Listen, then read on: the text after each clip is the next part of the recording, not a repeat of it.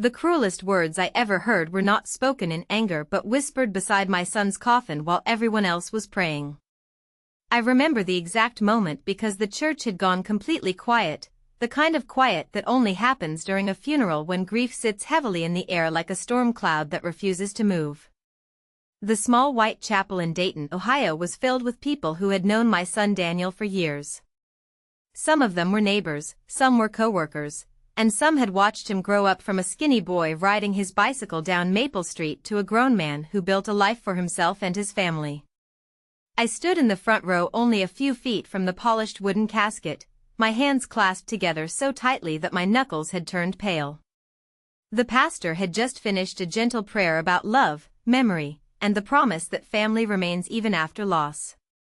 I tried to focus on his words, but my mind kept drifting to the same unbearable thought that had been following me all week. My son was only 42 years old. 42. No mother expects to stand at her child's funeral before she has even turned 70.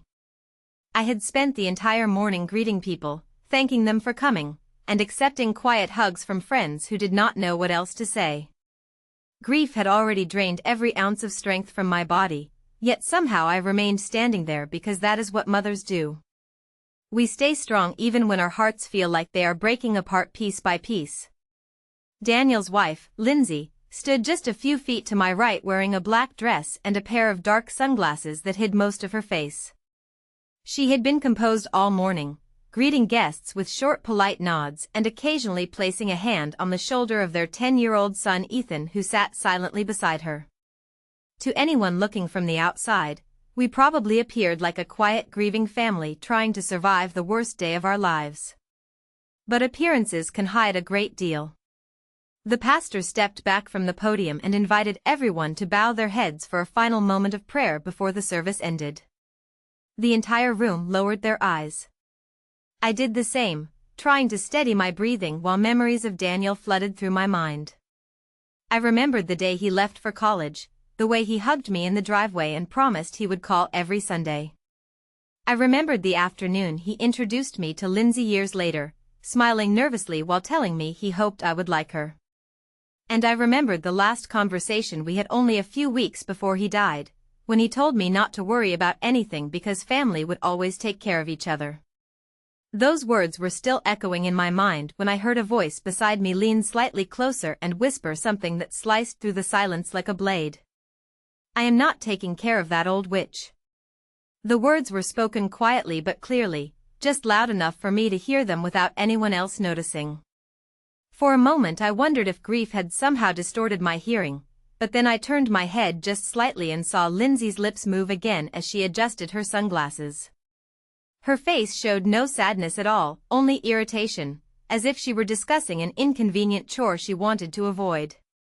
The prayer around us continued, but suddenly the church no longer felt like a place of mourning. It felt like a place where the truth had slipped out from behind a polite mask. I did not say anything. I did not move. I simply stared at the polished wood of my son's casket while those words echoed through my mind again and again. I am not taking care of that old witch. In that moment something inside me changed, though no one in that quiet chapel could have possibly noticed it. Because grief can break a person, but sometimes it also reveals something else entirely.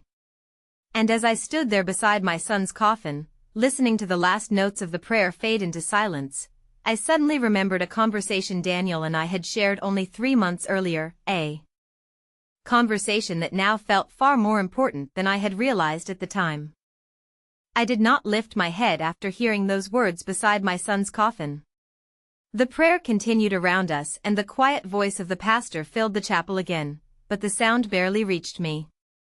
My eyes remained fixed on the polished wood in front of me while the sentence repeated itself slowly inside my mind. I am not taking care of that old witch. It was strange how clearly I could hear it even though it had been spoken as a whisper. Every syllable had landed with a calm certainty that made it impossible to misunderstand. For a moment I wondered whether anyone else had noticed the way Lindsay leaned closer when she said it, but when I glanced up briefly I saw nothing but bowed heads and folded hands. The room was still lost in prayer. No one else had heard a thing.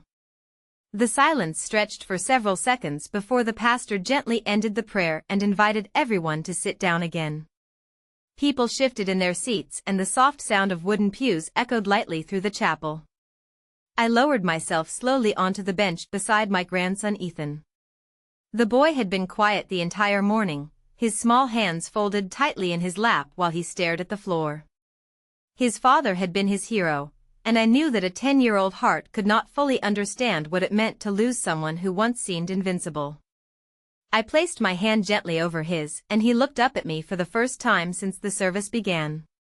His eyes were red from crying, but he tried to be brave. Daniel used to say that Ethan had inherited that stubborn courage from me. The thought made my chest ache in a way that words could never fully describe.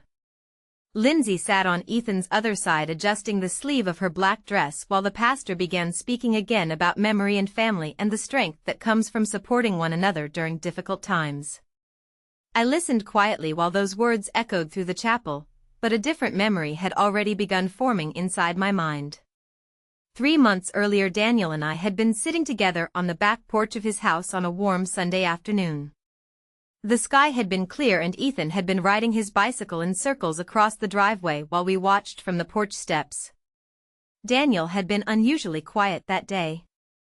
I remember asking him if something was bothering him, and he hesitated for a moment before answering. He said that life had a strange way of changing faster than people expected. I laughed softly and told him that every mother eventually learns that lesson. But Daniel did not laugh with me. Instead, he leaned forward with his elbows resting on his knees and looked out across the yard as if he were measuring the distance between two very different futures. After a long pause, he said something that seemed unusual at the time but now echoed through my thoughts with unsettling clarity. He said that if anything ever happened to him, he wanted to know that Ethan would always have someone who would protect him. I remember telling him that nothing was going to happen and that he had many years ahead of him. He smiled at that answer, but the expression in his eyes suggested he had already been thinking about possibilities the rest of us had not considered yet. I had almost forgotten that conversation until this moment in the chapel. Until the quiet whisper beside me had forced those memories back into the light. The pastor finished his speech and invited the family to stand for the final farewell. People around us began rising slowly from the pews. I stood as well, placing a steady hand on Ethan's shoulder while he stepped forward beside me. Lindsay remained composed, her expression calm as she reached for her purse and adjusted the strap across her arm. Anyone watching from the outside might have believed that she was simply a grieving widow trying to maintain dignity in front of a room full of strangers. But now that I had heard her whisper the truth she believed no one else would notice, I could see something different behind that careful expression. And as we walked slowly toward the front of the chapel where my son's coffin waited for the final goodbye, I realized that Daniel's strange conversation on the porch had not been a random thought at all. It had been a warning I had not understood until now. The line of people moving toward Daniel's coffin advanced slowly, each step carrying the quiet weight of farewell. I kept my hand resting gently on Ethan's shoulder while we waited our turn.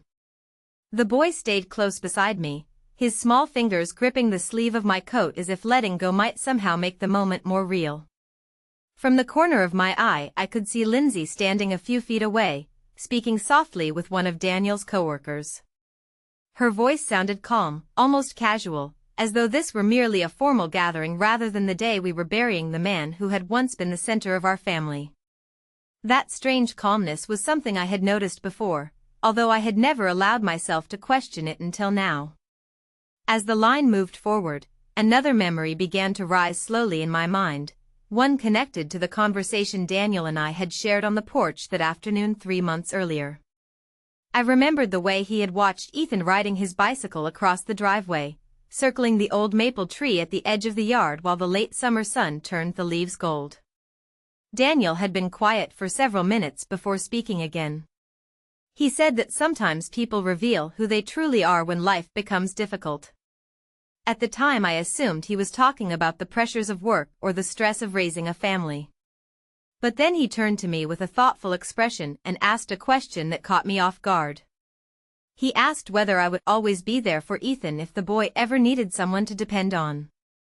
I laughed gently and told him that a grandmother never stops caring for her grandchild. I reminded him that Ethan had been visiting my house every Saturday morning since he was old enough to walk. We would make pancakes together, watch old movies, and sometimes spend the afternoon working in the small garden behind my house. Daniel smiled when I said that, but the look in his eyes remained serious. He nodded slowly and said that hearing those words made him feel better about something he had been thinking about lately. Before I could ask him what he meant, Ethan had ridden his bicycle too fast around the driveway and nearly tipped over near the mailbox. Daniel immediately stood up and jogged down the porch steps to steady the boy and laugh with him about the close call. The conversation ended there, unfinished and unexplained, and at the time I did not think much about it again. Now, standing in the chapel with the quiet whisper of Lindsay's earlier words still echoing in my mind, that moment suddenly felt far more important than I had realized. The line reached the front of the chapel and Ethan and I stepped forward together. The polished casket rested beneath a simple arrangement of white lilies and soft candlelight. I placed my hand gently on the smooth wood and closed my eyes for a moment, trying to hold on to the countless memories that filled my heart. I remembered Daniel as a young boy running through the backyard with grass stains on his jeans. I remembered the pride in his voice the day he told me he had become a father. And I remembered the calm determination in his eyes during that quiet afternoon conversation on the porch. Ethan stepped closer beside me and looked at the casket with a trembling breath. I squeezed his shoulder gently and whispered that his father loved him more than anything in the world. The boy nodded slowly, trying to be brave again. When we stepped aside to allow the next family members forward, Lindsay approached the casket alone.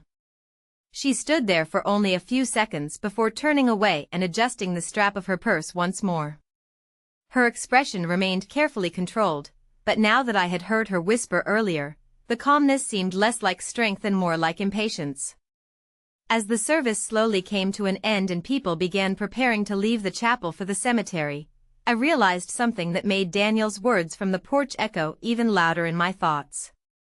My son had been trying to make sure someone would protect Ethan. And now I was beginning to understand why. The chapel slowly began to empty as people stepped outside toward the waiting cars that would follow the procession to the cemetery. The sky above Dayton had turned a dull gray, the kind of quiet overcast afternoon that seems to match the mood of a funeral perfectly. I stood near the entrance with Ethan beside me while relatives and old friends passed by offering soft words of sympathy and gentle hugs. Most of them spoke about Daniel with warm memories, describing the way he used to help neighbors fix broken fences or stay late at work to assist younger employees who were still learning their jobs. Listening to those stories felt comforting and painful at the same time because each memory reminded me how much light my son had brought into other people's lives. Ethan listened quietly as well, nodding politely whenever someone mentioned his father. For a 10-year-old boy he showed remarkable strength, but every now and then I could see the sadness return to his eyes when the room grew quiet again. Lindsay stood several feet away speaking with a small group of Daniel's coworkers. She kept her sunglasses on even though we were indoors, and her voice carried a steady tone that sounded more practical than emotional. I tried not to listen, but certain words reached me anyway. She spoke about paperwork, insurance forms, and the long process of settling accounts. None of those things were wrong to discuss after a loss, yet the timing felt strangely rushed, as if she were eager to move past the grief and into the practical matters waiting on the other side of it. After a few minutes the funeral director approached our family and gently explained that it was time to leave for the cemetery. People began stepping outside into the cool afternoon air where a line of cars had already formed along the curb. I helped Ethan into the back seat of the car that had been arranged for close family members, then sat beside him while we waited for the procession to begin moving. The boy leaned his head lightly against my shoulder and stared out the window at the quiet street.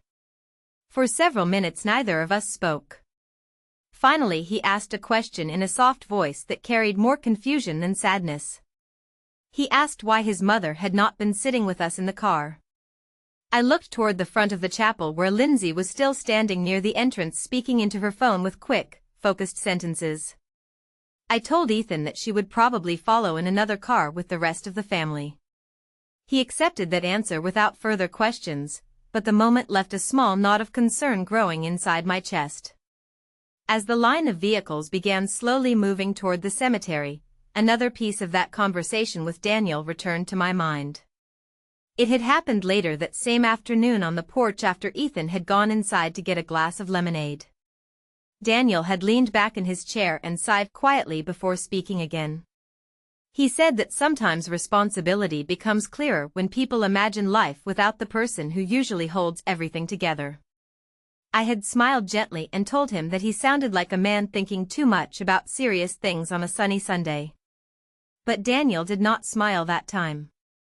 Instead, he reached into the pocket of his jacket and handed me a small folded envelope. He told me to keep it somewhere safe and to read it only if a day ever came when I truly needed to understand what he had been trying to say. I remember laughing softly and asking him whether he was writing mysterious letters now like characters in old movies. He laughed with me then and told me it was probably nothing important. Still, I had placed the envelope in the drawer beside my bed when I returned home that evening. The memory of that moment now echoed through my thoughts as the car rolled slowly through the quiet streets toward the cemetery. I had not opened the envelope since that day because I had never believed I would need to. But after hearing the whisper Lindsay thought no one else would notice, I could no longer ignore the possibility that Daniel had known far more about the future than he ever told me. The procession reached the cemetery just as a light wind began moving across the rows of old maple trees that surrounded the quiet hillside. The line of cars slowed to a stop along the narrow road and people stepped out one by one, gathering near the freshly prepared gravesite where Daniel would soon be laid to rest. The sky remained gray and heavy, as if even the weather understood the weight of the moment. I helped Ethan out of the car and placed my arm gently around his shoulders while we walked toward the small group of chairs arranged beside the grave. The ground beneath our feet was soft from rain earlier that morning, and the scent of damp earth drifted through the air. Ethan looked around nervously at the unfamiliar setting before quietly taking the seat beside me. A few minutes later Lindsay arrived with the rest of the family members who had been riding in other cars. She approached the group calmly, her sunglasses still covering most of her face, and took a seat several chairs away from us. The pastor began another short prayer while the funeral director and his assistants prepared everything nearby. Their movements were quiet and respectful, but every sound seemed louder than usual because the surrounding field had fallen completely silent. While the pastor spoke about memory and the importance of supporting one another during times of loss, I found my thoughts drifting once again to that folded envelope resting in the drawer beside my bed at home. I could picture it clearly even now. A plain white envelope with my name written across the front in Daniel's careful handwriting. At the time I had placed it in the drawer without a second thought, assuming it contained something ordinary or sentimental.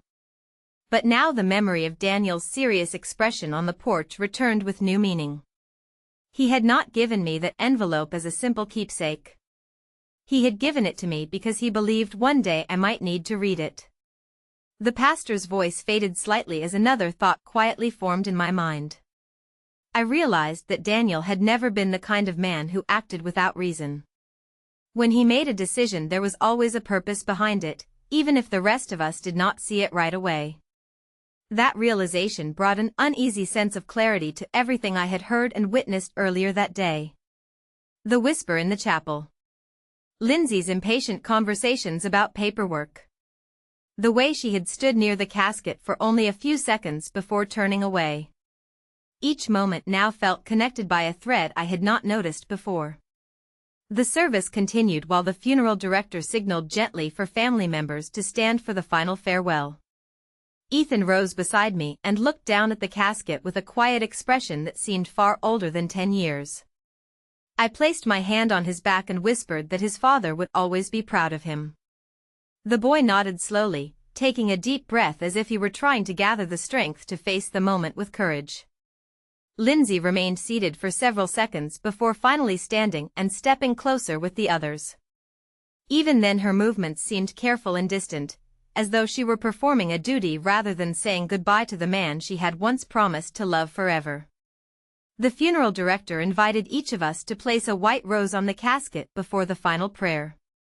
When my turn came, I stepped forward and rested the flower gently among the others, closing my eyes for a brief moment while memories of Daniel filled my thoughts again. But beneath that wave of grief another feeling had begun to grow quietly inside me. It was not anger and it was not fear. It was a calm determination shaped by the realization that Daniel had trusted me with something important long before this day arrived. As I stepped back and returned to Ethan's side, I knew exactly what I would do when the service ended. I would go home, open the drawer beside my bed, and finally read the letter my son had left behind. Because deep in my heart I had begun to understand that whatever Daniel had written in that envelope might change everything about what happened next. The final prayer ended and people slowly began leaving the cemetery in small quiet groups, their voices low and respectful as they offered final condolences before returning to their cars. The gray afternoon sky had grown darker and the wind carried the faint scent of rain across the hillside. Ethan stood beside me for a moment longer after most of the crowd had started to drift away. He looked down at the freshly covered ground where his father now rested and remained very still, as if he were trying to memorize the place so he would never forget it. I placed my hand gently on his shoulder and told him that we could visit any time he wanted. The boy nodded slowly but did not say anything. After another quiet moment he asked if he could ride home with me instead of going with his mother. His voice sounded careful, almost nervous, as though he was unsure whether the request would cause trouble. I glanced across the cemetery where Lindsay was speaking with two relatives near the parked cars. She appeared distracted, gesturing lightly with one hand while checking her phone with the other. For a second I hesitated, wondering whether she would object to Ethan leaving with me, but then I remembered the whisper she had spoken earlier that morning. "I am not taking care of that old witch." The words returned clearly, and with them came a calm certainty that surprised even me. I told Ethan that of course he could come home with me for the evening. The relief in his expression appeared instantly. He gave a small nod and followed me toward my car while the rest of the visitors slowly disappeared down the narrow road leading away from the cemetery. The drive back to my house in Dayton took a little less than 20 minutes. During most of the ride Ethan sat quietly in the passenger seat watching the streets pass by outside the window. Every now and then he asked a small question about his father, remembering a fishing trip they had taken or a baseball game they had watched together on television. I answered each question carefully because I knew these memories were the pieces he would hold on to while learning to live without the man who had once filled so much of his world. When we finally pulled into the driveway of my small brick house, the sky had grown darker and the first light drops of rain had begun tapping gently against the windshield. Ethan stepped out of the car and followed me inside where the familiar smell of coffee and old wooden furniture filled the quiet living room. He walked slowly toward the couch and sat down, looking around the room as though he had suddenly remembered the many Saturday mornings he had spent there eating pancakes and watching cartoons before his father arrived to pick him up. I told him he could stay as long as he wanted and that we would make dinner together later if he felt hungry. The boy nodded again, clearly exhausted from the long emotional day.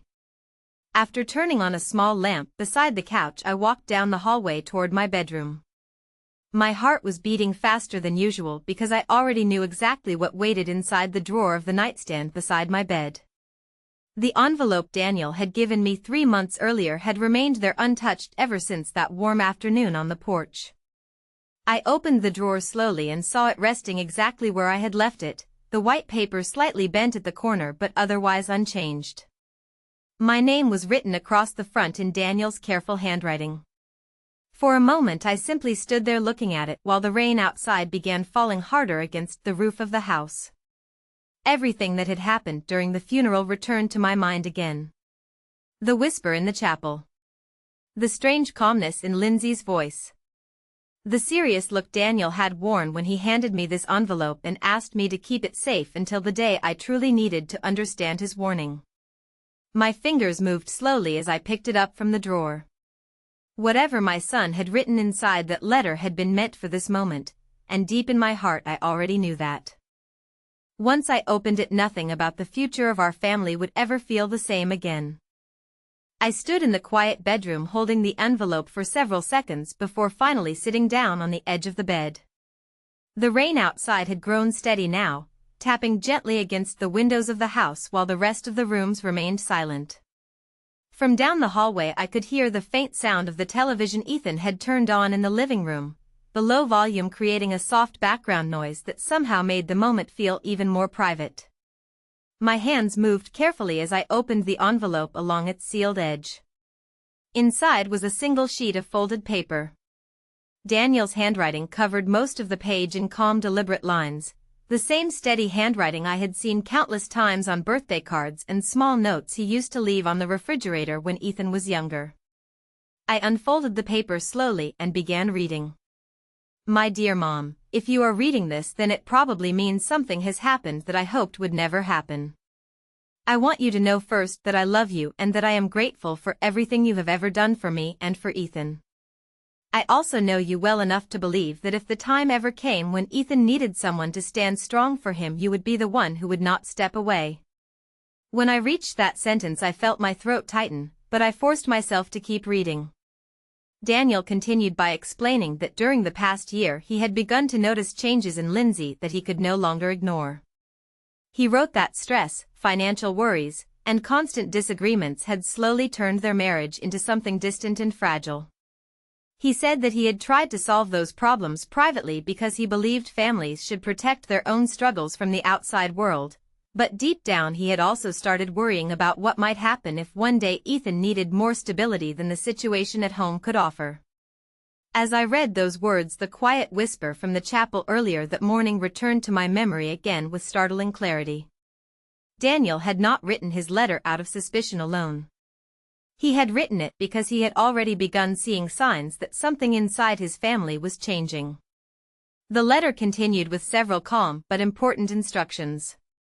Daniel explained that he had arranged certain financial protections for Ethan through a trust that could only be accessed for the boy's education, health, and future security. He wrote that the documents were being held by a lawyer in Dayton and that my name had been listed as a secondary guardian who could help oversee those decisions if circumstances ever required it. He emphasized that this arrangement was not meant to create conflict but to make sure Ethan would always have someone watching over his future with the same care Daniel himself would have given. By the time I reached the final lines, my hands were trembling slightly. Daniel's last words were simple but filled with the same calm determination I had always admired in him. He wrote that families are strongest when someone chooses responsibility instead of comfort, and he believed I would understand what that meant if the day ever arrived when Ethan truly needed protection. When I lowered the letter I sat in silence for a long moment while the rain continued falling outside. Everything suddenly made sense in a way that felt both painful and strangely reassuring. Daniel had trusted me with this knowledge because he knew I would not ignore it. After folding the letter carefully and placing it back inside the envelope, I walked slowly down the hallway toward the living room.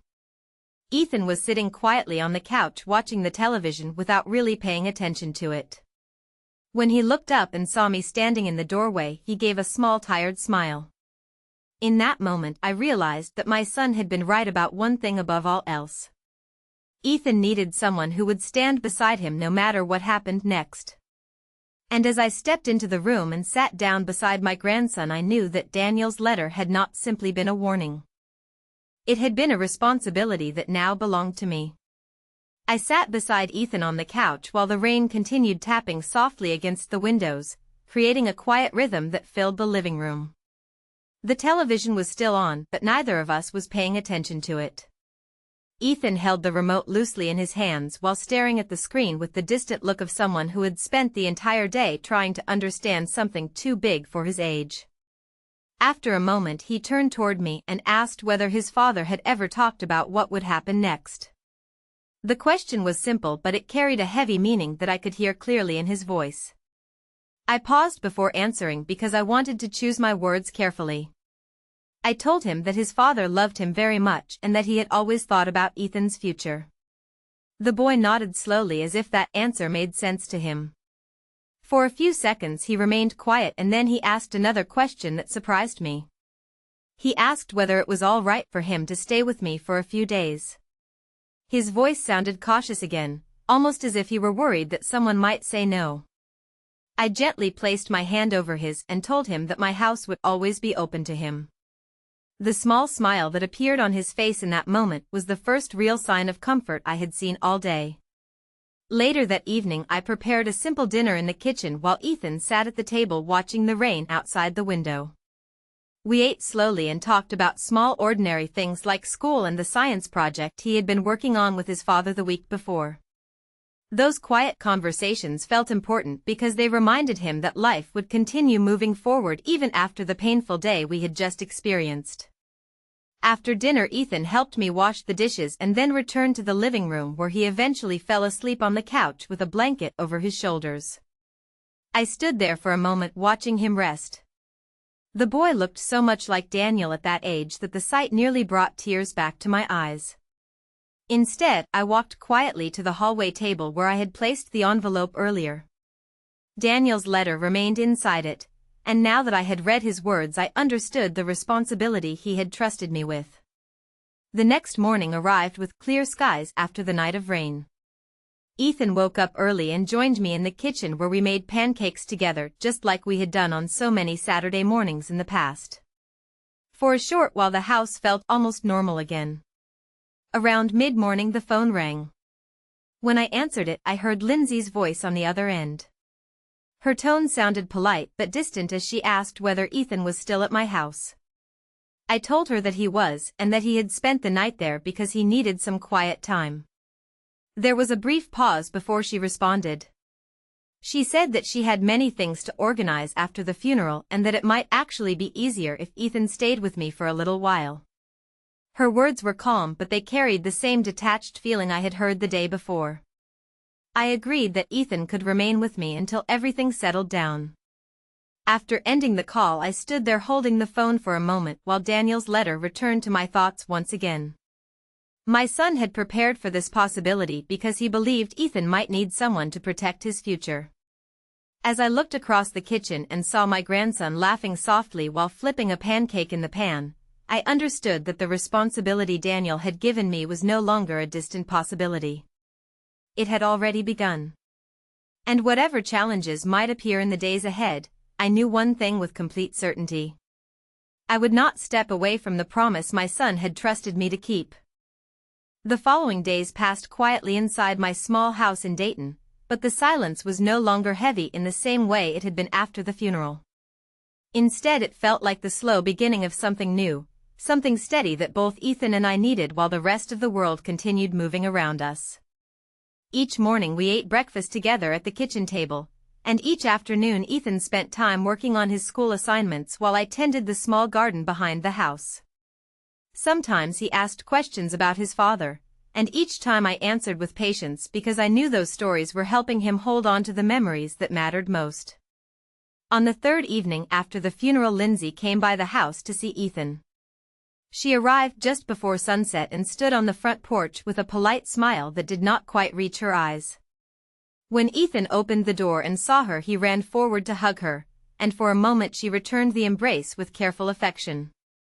I stepped back into the living room to give them space while they talked quietly near the doorway. After a few minutes Lindsay walked inside and sat across from me at the kitchen table while Ethan went to gather some of his schoolbooks from the guest room. For a short time we spoke about ordinary matters such as the funeral arrangements and the paperwork that still needed to be completed. Her voice remained calm and organized, focused mostly on practical details. Then she mentioned that raising Ethan alone would be complicated now and that she might need help managing everything in the coming months. I listened carefully while she spoke, remembering the words Daniel had written in his letter and the responsibility he had trusted me with. When she finished I told her gently that I would always help support Ethan in every way possible. I also explained that Daniel had arranged certain protections for his son's future and that those plans would remain in place exactly as he intended. For the first time during the conversation Lindsay seemed slightly surprised. She asked what kind of arrangements I meant, and I calmly told her that Daniel had created a trust and legal guidance to ensure Ethan's education and well-being would always be protected. The room grew quiet for a moment after that explanation. Lindsay nodded slowly and said that it was good Daniel had planned ahead. Her tone remained controlled, but I could sense that the conversation had shifted in a way she had not expected. Ethan returned a moment later carrying his books, and the discussion ended there. After a short visit, Lindsay said goodbye and promised she would come back again soon. As her car disappeared down the street, the evening air felt cooler and calmer than it had in days. Ethan sat beside me on the porch steps and looked up at the sky where the first stars were beginning to appear. He asked whether everything would be all right now. I placed my arm gently around his shoulders and told him the truth. I said that life would never be exactly the same again, but that families stay strong when people choose to care for one another even when things become difficult. The boy nodded thoughtfully and leaned his head against my shoulder the same way he had done when he was younger.